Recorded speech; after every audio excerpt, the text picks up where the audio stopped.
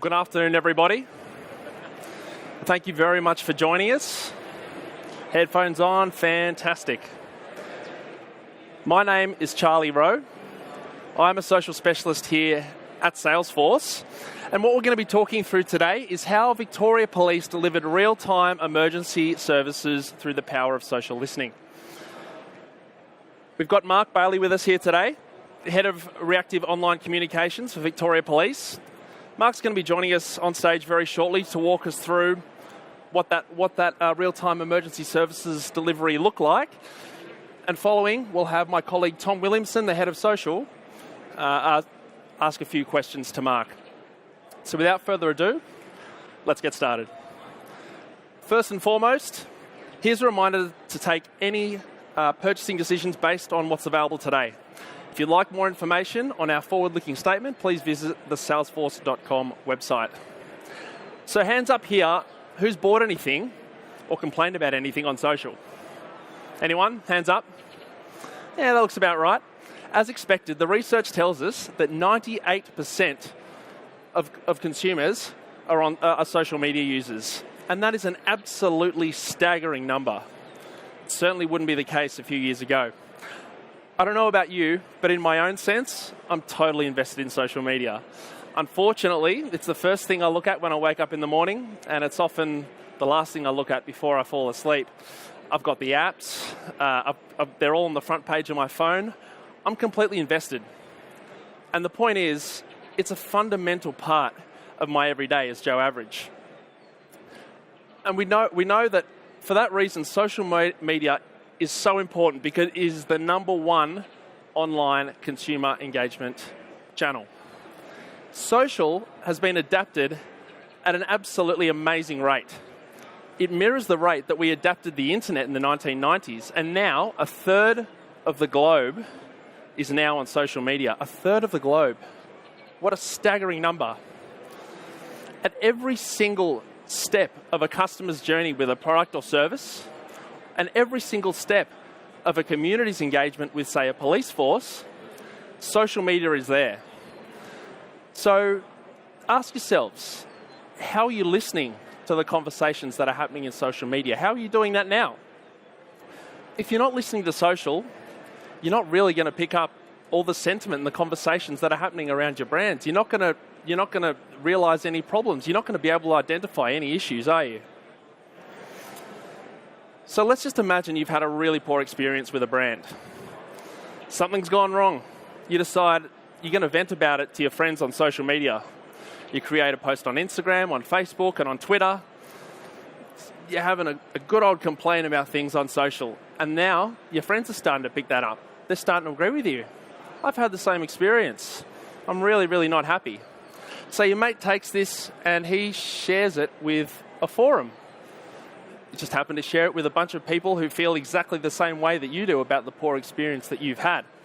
So now we've found a community that are feeling the same way you do. They've experienced the same disappointment. That issue's now starting to snowball. So someone's taken this and they've written about it on a blog. It's starting to get even bigger. There are more and more people who are now the audience to this issue that you've had on social. Oh no, the Daily Mail's now picked it up. It's landed on the front page of Pedestrian TV. It's starting to become an even bigger problem. You've even got a journalist who's jumping into your DMs, who's trying to ask you for comment, who's trying to quote you for a piece that they're writing. The issue's starting to get bigger, and before you know it, 6 hours down the track, your brand is on Channel 7, Channel 10. It's on mainstream news. It's on the 6 o'clock news for all the wrong reasons. But what about if you start to understand the problem, you were listening for the problem, and you found the problem here? What would that look like? How different would things turn out? What if you could control the narrative of this story early before it starts to get out of control? There's a good chance it probably wouldn't even gain traction. That's why it's so important to listen and to be tapped into what's being said. Now, coming to our presentation today. On November the 9th, 2018, look, that's a date that's going to sit in Australian history forever, and for all the wrong reasons. The impact that the Burke Street attack had on the community, on the police, and Australia in general was absolutely immense. Now, while a terrorist attack and a brand issue couldn't be further apart in terms of the severity, the fundamental processes for managing that crisis, they're fundamentally the same. It's been an absolute pleasure working with Mark Bailey and the Reactive Online Communications team. And I'd now like to welcome Mark to the stage. Mark is going to talk us through what the day-to-day look like. Please, if you don't mind, shut your laptops, turn your phones off, take a minute, be present. I'd like to welcome Mark to the stage. Thank you. Thanks, everyone, and good afternoon. Thanks for sticking around. Good to see a Melbourne colleague in the audience too. Yes, what I just heard from Charlie is not unusual in terms of social media from our point of view, the negativity that we get a lot across our social media platforms. But nonetheless, it's about using the power of social media to its benefit. These are our channels, ladies and gentlemen, of Victoria Police. We use them all. We use Facebook, Instagram, Twitter, and we just recently launched Messenger as well, and I'll show you a little thing around that later. And this is my fantastic team, rocking the blue steel. These are my trailblazers, and I'm sure they'd all wish to be here today, but they do a terrific job, and all kudos to them because I'm the figurehead, but they do the real work behind Social Studio in particular. I want to just give you a feel for how we use social media before I get into the Burke Street tragedy. So this was a warrant that we issued for Daniel Damon, and Daniel actually commented back on us and says, can you use a better photo though? This is a horrible mugshot. So it's about commentary with these people. So I went back and said, hi Daniel, please visit your nearest police station and we'll arrange for a photo to be taken of you. Funnily enough, Daniel turned up not too long after. This thing went wild. It went viral around the world, and this is just a snapshot of where these particular posts went. But, you know, this is the engagement that we're after. Why do we do this? Because we want people to be there in a time of crisis. Our biggest ever post was when they celebrated Back to the Future a couple of years ago, and this reached 6.5 million people. An amazing statistic, before Facebook changed its algorithms, of course. But nonetheless, we just did a mock arrest of Marty McFly. And my boss at the time said, what the F are you doing? And I said, the reason we're doing this is so we've got them there in a moment when something like this occurs. The Burke Street terrorism incident of 2018. So what happened on this particular day?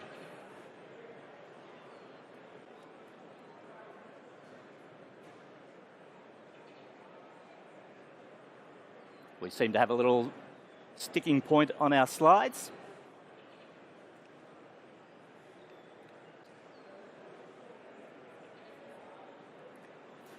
Well, let me tell you what happened while we're waiting to get that fixed.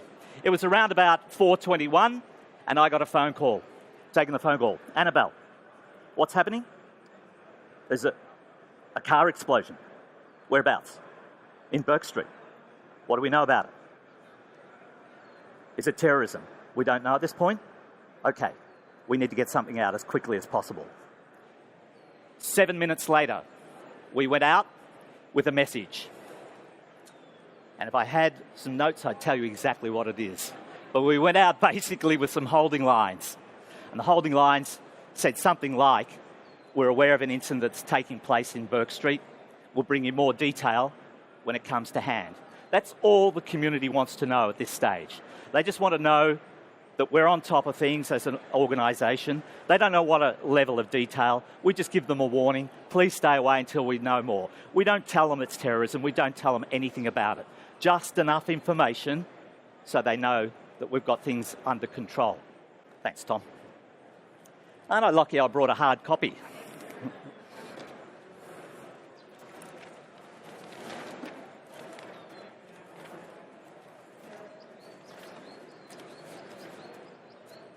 So that was at 4:21. 4:29, we went out with our first response. That triggered hundreds of comments through our platform, Social Studio. Ladies and gentlemen, we moderate upwards of 50,000 comments a week on our social media platform. And we couldn't do it without a tool like Social Studio. $50,000 a week. That's a hell of a job. So what we did at 16:30 in this terrorism incident, normally at 16:30 I would have one social media officer working until 11 o'clock that night. But it happened at 16:30, there were still some people in the office, 2 people. I had 2 new social media employees there for 1 week. They were called back. So at this stage, I'm on location somewhere else. I'm on my way back after the phone's been going ballistic through managers and senior management people wanting to know what we were doing about this particular incident. So at 16:30, 2 members of the reactive are moderating using Social Studio. One of the benefits of Social Studio is that you can isolate the feed of comments out of that using a topic profile. I'll talk more about that in a bit. We then stand up the State Police Operations Centre. That's on a different level entirely. And when that gets stood up in a terrorism incident or a Category 1 crime incident, media, intelligence, operations, strategy, safety, tactical investigations are all brought in. We're talking probably 70, 80 people in a room collectively working together. So that feed of communications from the media department up there, one of my team members sits up there, back down to the reactive team where we're working and moderating Social Studio is critical as well. Thank you. Let me just skip a few of these guys.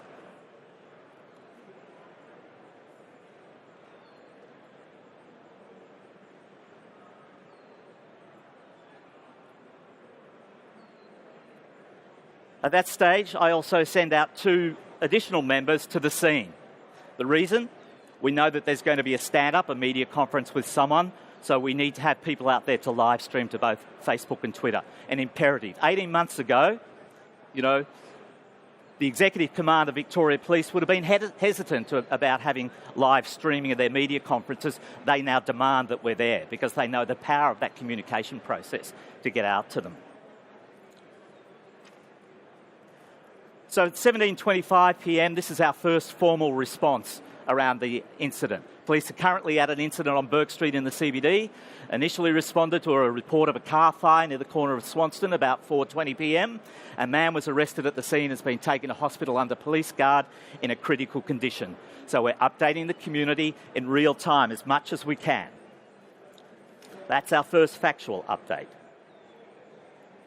As I mentioned, we would do a media conference, and this took place at 4 minutes past 6, and David Clayton did the stand-up. We live streamed that to both Twitter and Facebook.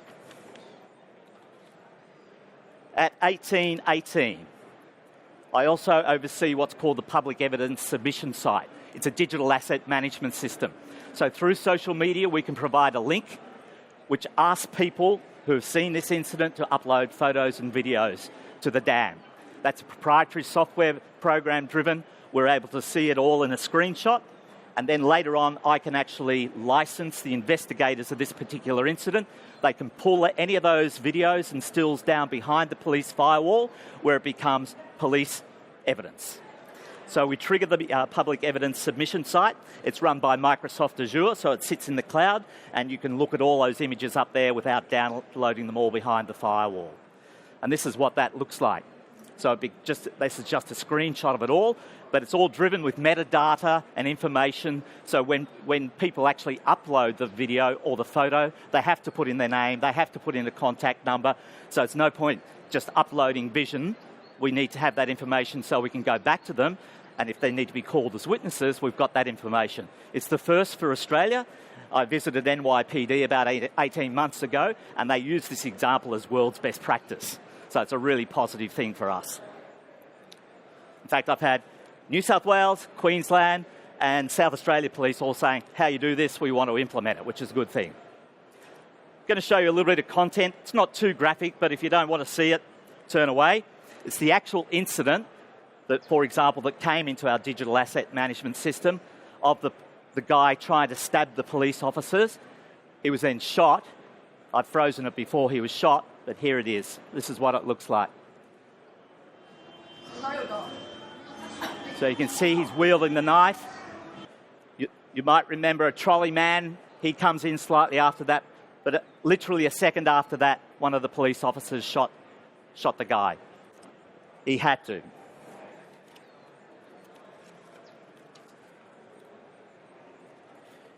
And what is important about that too is that, as you saw, most of my team is quite young compared to me. I'm the oldest social media manager in the world.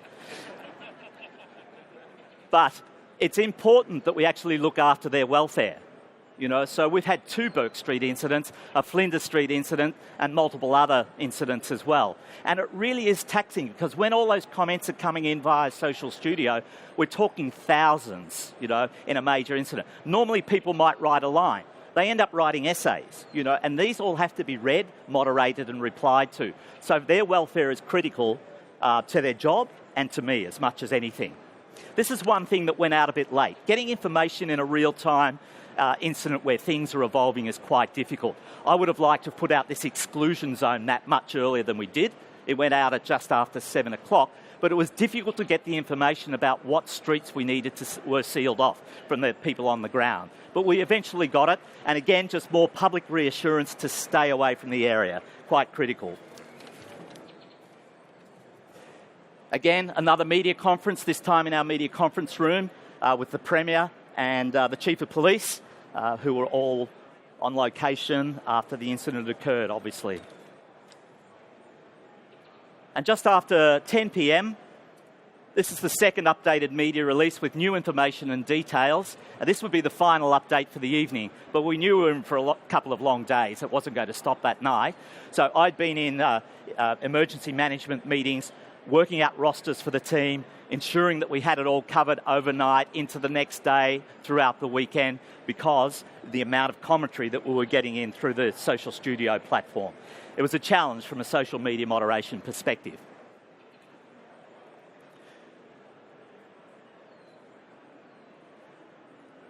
So this is what Social Studio... Anyone seen Social Studio?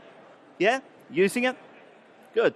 So this is how we set up the topic profile for this particular incident. So, and it's important to know that, like social media, these things evolve. So when we set up a topic profile, we initially had things like Burke Street, car crash, car fire, dead, explosion, and what have you. But as we found out the incident evolved over the next couple of days, the trolley man was involved. Remember the guy who pushed in the trolley and what have you? That Sistos, one of the great baristas in Melbourne who from Pellegrini's was killed. We actually added these words in because it helped filter out the information that we needed to get into this topic profile. What it allowed is for business as usual social media moderation to continue, but we could actually pour more resources into the Burke Street social media component of it, which is really important, because anyone who tells you that a tool makes social media easier is lying. Social media is resource heavy with people. We couldn't do it without Social Studio. We couldn't do our job properly without Social Studio. We couldn't reduce the risk that we do, but it still is labour intensive when a major incident like this occurs. And again, a snapshot from Social Studio, just giving us the heat map, the influences, the column of commentary and what have you. This is really good when we're reporting up initially to management to say, what's the sentiment like? What are we seeing? What are we hearing? This is a really good snapshot for us to do. So common themes in the comments: terrorism, bail laws, as you know, that always comes up in Victoria. Praise for Victoria Police. Again, we're able to report this back to senior management. Police should have shot the offender sooner. I'm not sure how much sooner they could have shot him, to be perfectly honest. Drug use, mental health, the offender known to police, anti-Islam and immigration, anti-refugees, and fake news, Allah Akbar. They were the common themes that we found through the social media moderation via Social Studio. And Trolley Man, of course.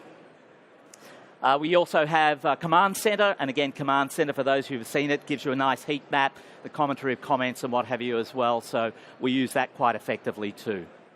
Really good, powerful snapshot. Here's the key statistics from across the weekend. So we had a total of 14 Facebook posts, reached close to 2 million people. Twitter, we had 10 posts, reached more than 1 million impressions. So again, in a snapshot, the reporting side of Social Studio is really strong for us. It really helps us do our job better. We had a report up to Executive Command within a day of the event taking place, and a much more comprehensive report went to them within 3 days Well, I circulated that through Salesforce, and they actually distributed it around the world saying, here's best practice reporting. So that made us feel pretty good too. And our key responsibilities as a team from Reactive Online Communications to provide timely, accurate information to the public, be a reliable single source of truth, manage sentiment and public reassurance through engagement. That's the critical thing, responding to these people when you see the commentary on Social Studio. Identify and address communication gaps and public misconceptions, keep accurate records of everything we do, and analyse and report after the incident. I'd encourage anyone who's doing social media, you've got to close that gap. Too many people just put stuff out and leave it like that. No accountability, nothing at the end to say, this is what we've done, this is how we closed the story, this is the arrest that was made. It's really important stuff. People want to know that.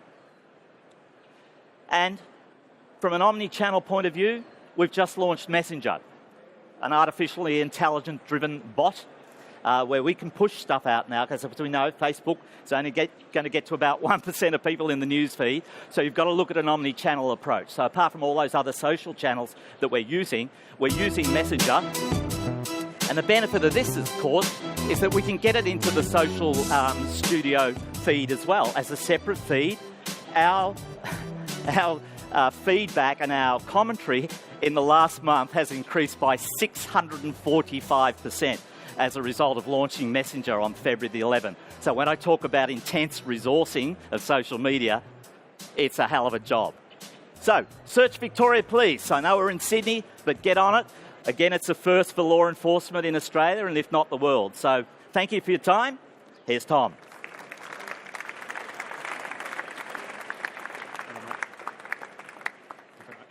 Thanks. Mark, that's a... Can you hear me? Yeah. It's a chilling as much as it is fascinating, that story. And I know you've spoken to us about it before, but sincerely, thank you very much for my pleasure. Thank you, yeah. mate. Thank you. No worries. Mark, something that fascinates me as well is how quickly and at the scale at which Victoria Police and you primarily yourself and the team rolled out Social Studio. We know that rolling out a tool is a big task, and often we struggle with issues with adoption and making sure the tool is being used properly. Can you talk us through how you did that at Victoria Police and any challenges that you came across along the way? So obviously, being a government organisation, we have to go through procurement, but I did a market assessment plan of around about 15 social media tools. So it was important to look at what was in the market in terms of product. And we were using another tool a couple of years ago with a big company and what have you, but they just decided that they weren't going to service the social side of it anymore. So it was important to look at what we needed in terms of an organisation. We need to be able to post, we need to be able to moderate in a linear feed, we need to have transparency of who is moderating, who we might escalate particular issues to, because if there's someone's threatening suicide or something, it's not something we're going to do in terms of a community engagement. So we really needed a tool that did all that for us and provided really solid analytics. And what we found is that Social Studio ticked all the boxes around that. So the challenge was actually finding the right tool as much as anything, rather than just saying, I want a Hootsuite or I want another particular shelf tool. It's about finding the product that's right for the organisation. And I didn't realise, we were talking just earlier when you first provisioned Social Studio, and it was in October, and the Burke Street incident took place in November. Yeah. So how quickly did you roll Social Studio out? Well, we rolled it out pretty quickly, thanks to you and your team, I must say. But look, and importantly, there's a whole lot of online resources. I think the benefit is that we were operating with a tool that wasn't dissimilar in terms of what it did. So, there were some already learnings for us. But what I did, and I think this is really important from your perspective too, is that if you're going to go down the path of acquiring a tool like this, because Salesforce offers so much and you won't need it all, it's about finding what you don't need of that tool as much as what you do need. So we were able to identify that, and as you know, I put one of my team members in as the catalyst for actually getting that tool up, training my team and that sort of thing. So if you've got a single focus of a person, it makes it a whole lot easier, because they'll do the work and make it happen for you. Absolutely, and he's a great asset as well. Yeah, he is. Worth his weight in gold. So what would you say is the biggest notable impact Social Studios had on the department? I think the fact that we we have maximum risk reduction now. So even though we have these hundreds of thousands of comments coming through a month and what have you, we're able to reduce the risk to the organisation, and for a policing organisation that's critical, particularly when so many more people are reporting crime through social media, which is what we don't want. We want them to go to 000 or Crime Stoppers. There'll come a time, in my opinion, where that will just be fait accompli and we'll have to deal with that stuff coming in. But the transparency of commentary and the ability to produce really strong analytical reports that give validation to what we're doing as a team is really, a great tool from Social Studio's point of view. Speaking of analytical reports, during the sales process and as a platform, we talk about democratizing social. So granting access to social data to people who don't necessarily have social in their job title. Yeah. Right? So how's that worked with Victoria Police? So I think what I find with senior management team and executive command, they'll all embrace the social channels and they want it, but they don't really have a lot of time to say, give me the devil of the detail and what have you. So you have to provide some reporting that is fluid and really lean, but captures everything that you have done so that they can appraise it quickly and see that there's a reason for having a tool like this. If we went, and I always say to the management team, if we go back to the old days of just looking at information, on the Facebook native page and what have you, we're going to find the organisation in a whole world of pain and what have you. So it's been really good from that point of view to be able to escalate things as well. Like I mentioned before, when we get reports of crime or we get threats of suicide and that sort of thing, we can funnel that to the right divisions within the organisation to make sure it's dealt with immediately. And has that resulted in a better understanding of social from your exec? Absolutely, yeah, 100%. And I think it's a constant process, though. I think everyone in our executive team has a limited understanding of social, as I mentioned, but it's about a continuous education process and about providing those quick wins and a level of understanding about what we're doing as an organisation and how we're communicating with the public. Because as I said at the start, the public have a right to know, so it's not 1980s PR anymore. We've got to go out to the public straight away and talk to them. Cool. And look, having gone through a crisis that I think, anyone in this room hopes will never have to go through, are there any key learnings that you would take out of this for any future incident management? Well, I did mention it in my presentation. I think the one key thing is that social is resource heavy. So in any major emergency scenario, that's going to quadruple. So you need to be prepared to have the resourcing there, and you need to have a good strategy for emergency management in place. We do a lot of desktop emergency management stuff. We have a critical incident manual that has all the information about how to moderate and post on Social Studio. So if it went on for days, my team would be exhausted. We'd be able to draw on other resources within media and corporate comms who could pick up this manual and actually work the platform just as efficiently. Yeah. So I guess it's about having a cross-skilled team and having a playbook to be able to roll out to, as simplistic as that sounds. So. Well, it's not. We've actually trained all the people across media and corporate comms in a basic approach to a social studio. So if they need to be there, they will and they can. Look, and just finally, Mark, let's say it's 2020, we're at World Tour, we're in the same stage, doing the same session. What's changed at Victoria Police? Well, it definitely would be the oldest social media manager in the world now. What's changed, and we're going down this path now, we will be a boutique news organisation, if you like. So with Messenger, we're pushing out news pretty much on a daily basis.